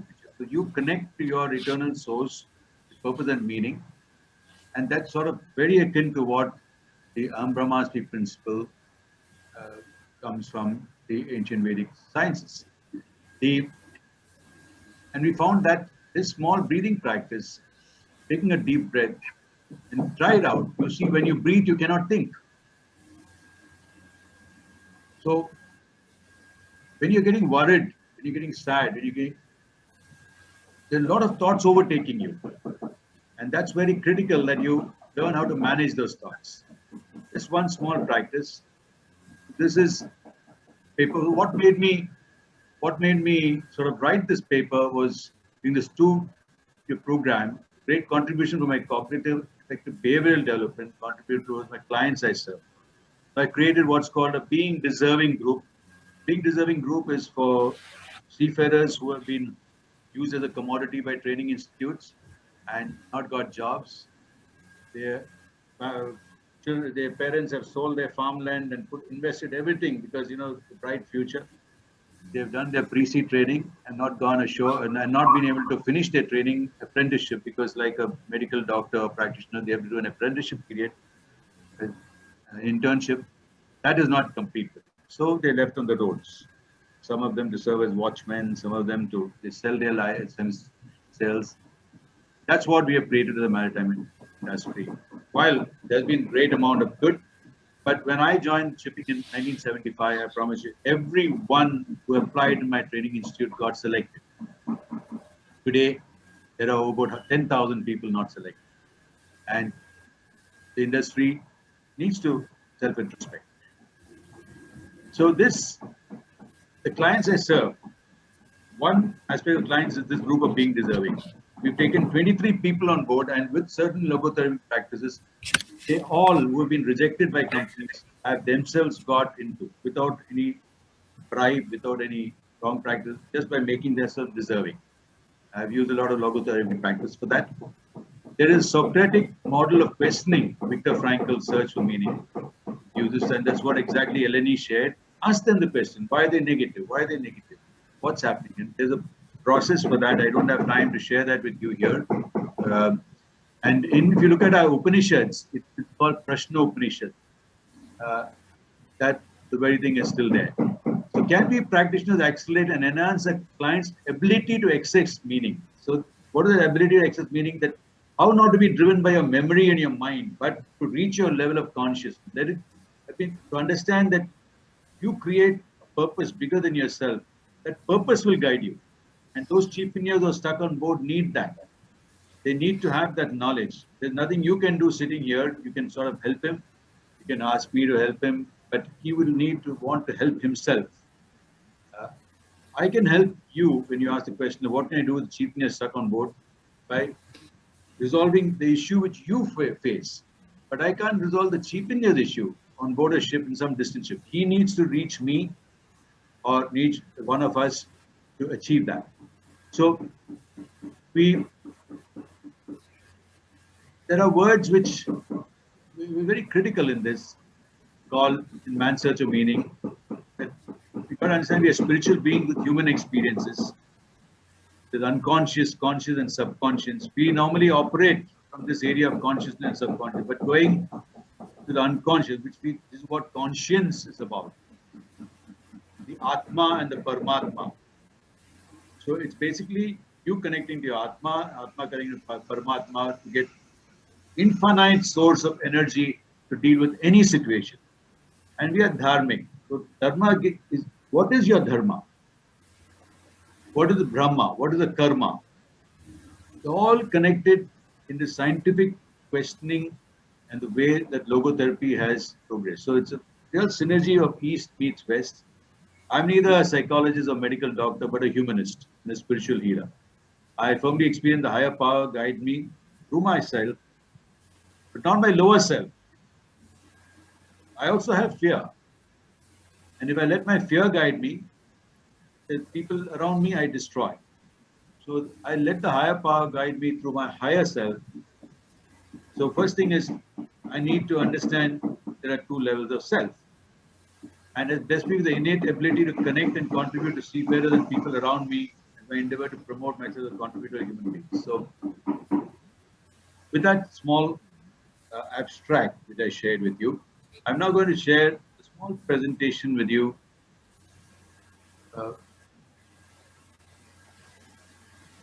We won't be able to. The time now is about 12:50. So we just take about the privilege of a lifetime is to become who you truly are. Carl Jung said, between stimuli and response, man has the freedom to choose. If he doesn't realize the above, he will react. So the chief engineer will react. People who have to carry dead body of a captain 6 months will keep reacting. The companies will keep reacting. The son who received his body after 6 months will keep reacting. Can we teach them how to respond? And that's what I learned from logotherapy. So logotherapy is the name of this theory and practice. Logos in Greek means meaning. It is not derived from the word logic, it's much beyond logic. The word logic is created by human beings. Okay? The powers that be. Power who searches for pleasure, the power who searches for power needs logic. But logos is much higher than that, listening to your conscience. It's the third Viennese school of psychotherapy. Like in Vedic literature, we refer to body, mind, intellect, and soul. Logotherapy uses the word soma, psych, and nous. The somatic, psychic, nous. Soma for the body, There's so much somatic illness, psychic for the mind, and the noetic is the spiritual plane. The psych in Greek literature, now there's a small difference in the Vedic and the psych in the Greek literature is akin to mind and intellect in Vedic. So in India, we talk about body, mind, intellect, and the higher plane. Whereas in the Greek literature, forgive me if I'm wrong, the intellect and mind are connected into one. The Vedic science, the mind is the seat of emotion. In the Western Greek mind, it is, and most of Western education comes from the Greek philosophies, it's the seat of intellect and emotion. So, the logotherapy gives you a great chance to access your higher self.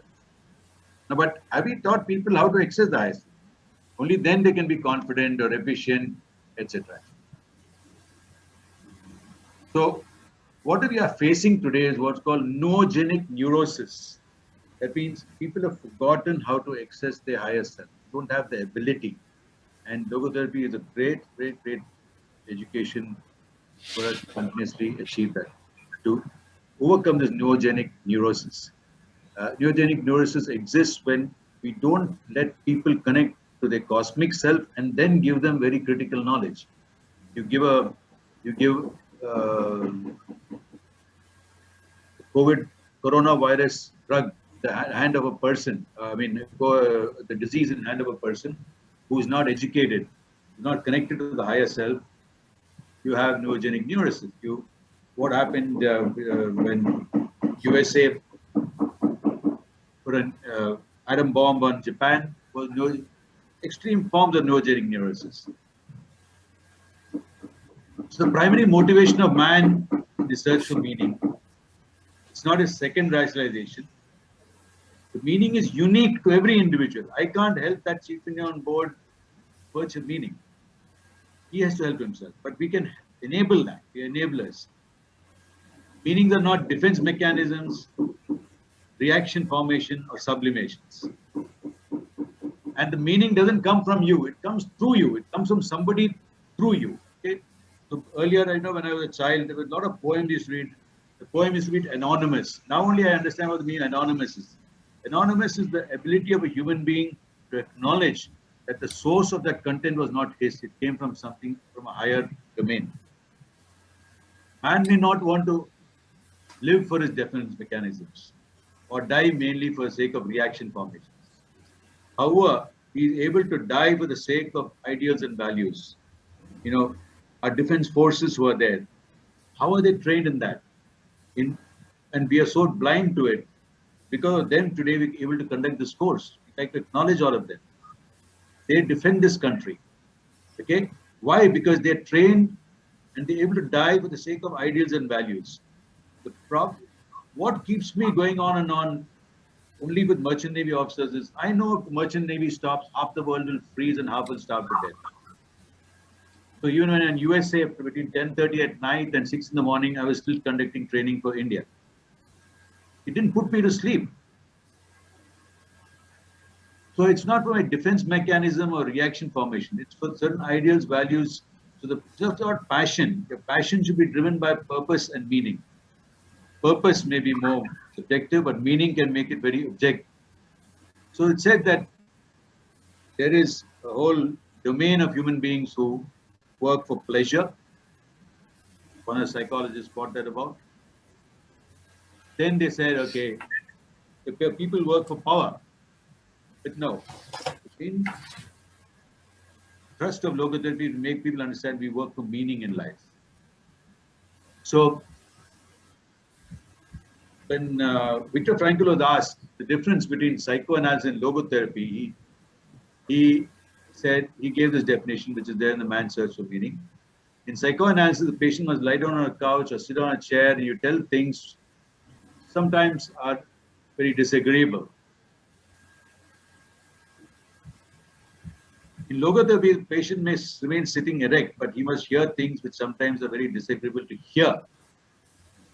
So, if you really want to jump into this, learn to forgive yourself, learn to love yourself, primary qualities. Because when people tell you something you're disagreeable to hear, those are the competencies which will help you hear them. But then our ego will not let us do that. Logotherapy is less retrospective and more, it's more introspective. I'm sorry. It focuses on the future, meanings to be fulfilled by the patient in this future. It's a meaning-centered psychotherapy. It defocuses all the vicious circle and feedback mechanisms that play a huge role in development of neurosis. So what is that vicious cycle? So we say something happens in our life. We create a story, and from the story, we get negative energy. Just stop sharing that because anyway. So below this particular nothing shunyata, which is the final result, there is this story leads to negative energy. So when we talk about negative people, what are they doing? Something has happened, they're creating a story. And what I shared with you is that negativeness which you experience, please don't misunderstand that sometimes it could be because they're risk averse. They are able to understand the hazards. So they will be an asset for you and identify those hazards through them. Use them to identify the hazards. So what happens? People tell a story about it. It creates a negative energy. And if you remove that drama, the story, you can come to what's called shunyata, which is what is described in our system, zero. So when you zero, in that zero, you can create whatever you want. But why are you not able to connect your conscience is because that area is filled with a lot of data. And if there's something which is already like whiteboard is filled with a lot of data, you cannot put anything on it. So you need to clean up that whiteboard. So that is a very important part which is missing in logotherapy. I've shared that in my paper of how to create that zero. Because in very raw words, you put ice cream on shit, it still remains shit. Okay? If you have shit in the brain and put ice cream on it, no use. You got to clean up the shit for that ice cream to really become ice cream. So for that, you have to dissolve time and space. They exist in our past, present, and future. Logotherapy is futuristic. The past tends to create our present. And because of present, we are not able to create that future. But you don't realize it is the past sitting in the future which is creating your present. So you need to clean up that past. And logotherapy needs to be enhanced with this process of cleaning up the past to give them the future. So I'm going to stop with this now. It's already 12:59, I think. We have a couple of, after we have institutes of logotherapy, nice session. We will work together in the field of logotherapy. Rajesh Satonkar, I think one of your students, Bhatia, has written. And Ajit Tokchom has written, refer to logotherapy here.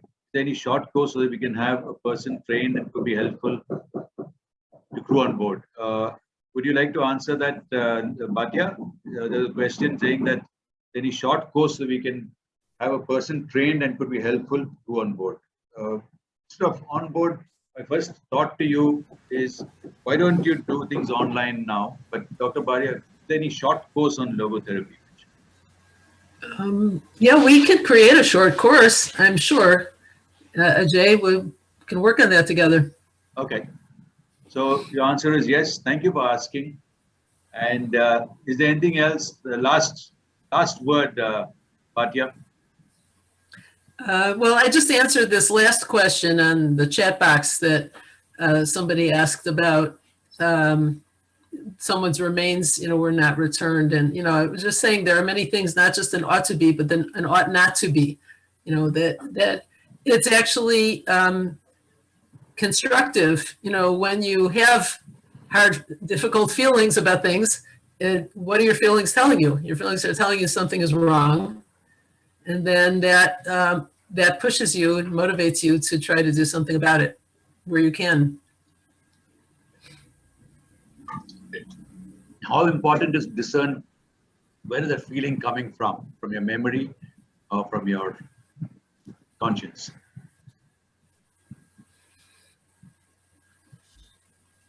Thank you for that. Abraham, any last words?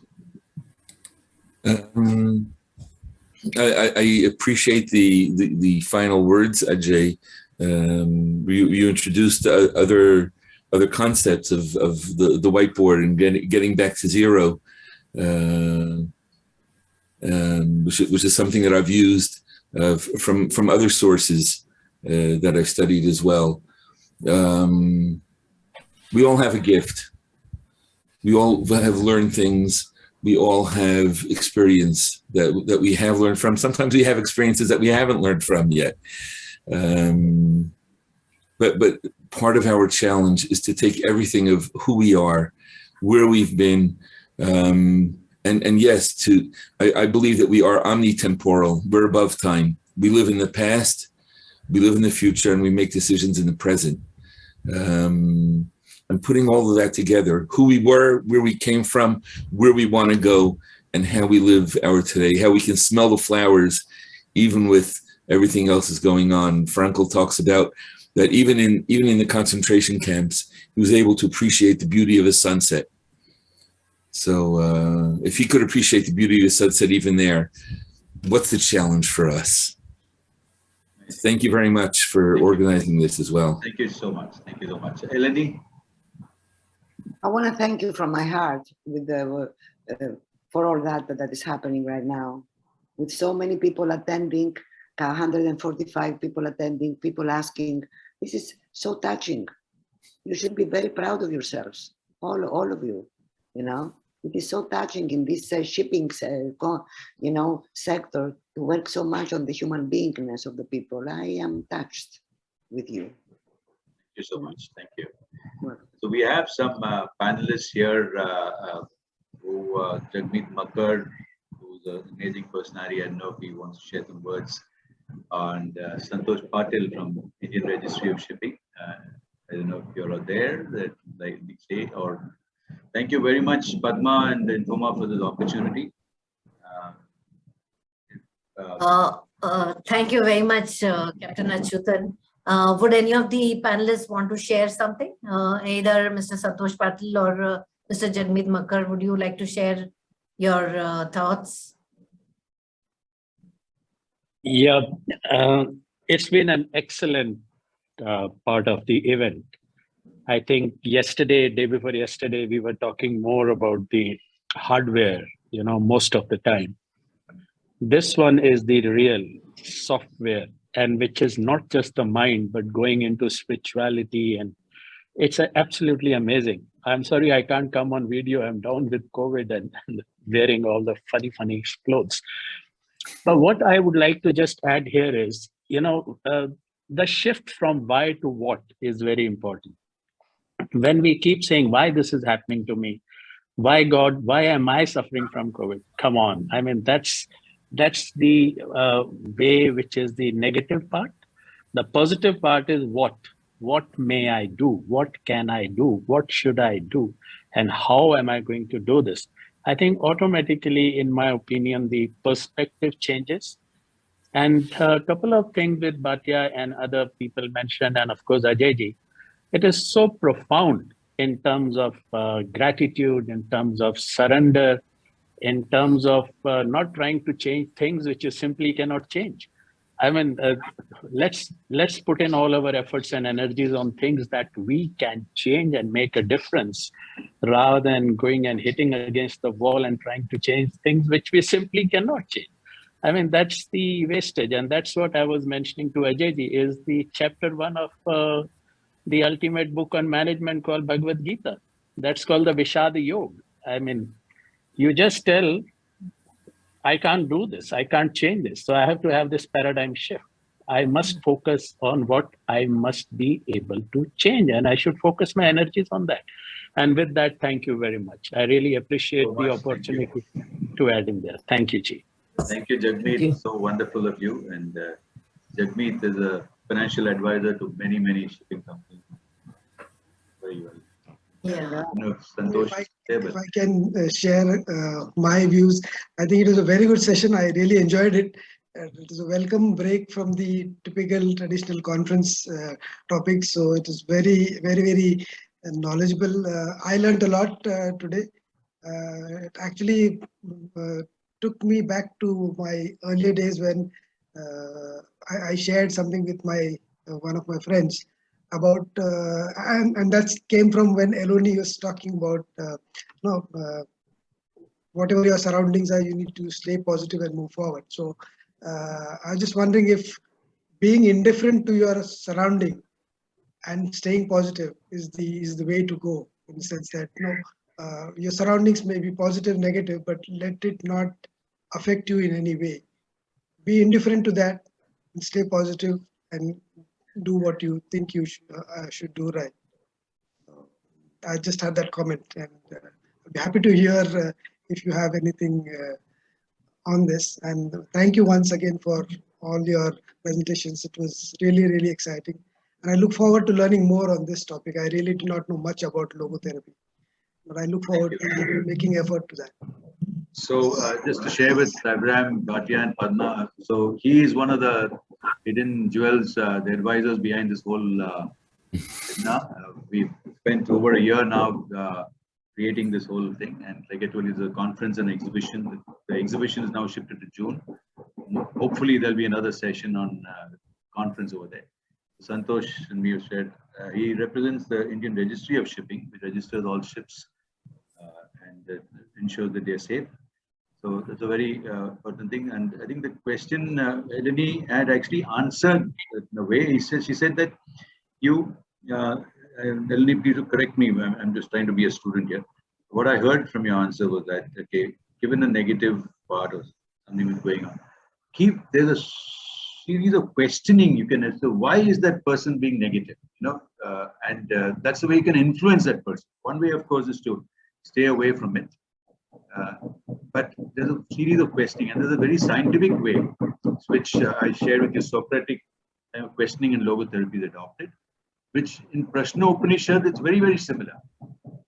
So maybe Eleni, you want to share, as your student, did I answer the question? Yes, you answered the question fantastically. I also want to I want to thank very much Santosh Patil because he's a student of humans, even if he's not. He's a logotherapist already. Santosh, the way that he's talking is like he's a logotherapist in his heart. Anyway, he has his heart diploma. He talks as a logotherapist, as a person who who knows what is meaning and what is purpose in life. So you are one of us, like we are one of you. Thank you. So thank you then, Padma. I think we've got another session coming up. It's already 10 minutes over. So please, sorry for stopping the session. No issues, Captain Achyutan.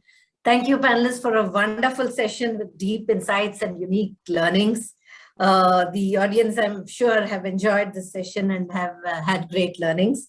Gratitude, surrender, and come out of your perception of a particular incident and look at the larger picture is what I think we have to learn from this situation and this session. Thank you again to Dr. Bhatia Yanigar, Dr. Abraham, Eleni, and Captain Ajay Achyutan for a wonderful session. Thanks. And a speedy recovery to Jagmeet Makar. Yes, sure. All our energy with you. Thank you. Thank you. Thank you so much. Thank you. Bye-bye. Bye-bye. Bye. Bye. Thank you, Informa, for allowing us to. Now we leave. Thanks. Yeah, Yes. Thank you so much. Yeah. Bye-bye. Thank you very much. Bye-bye. Bye. Bye.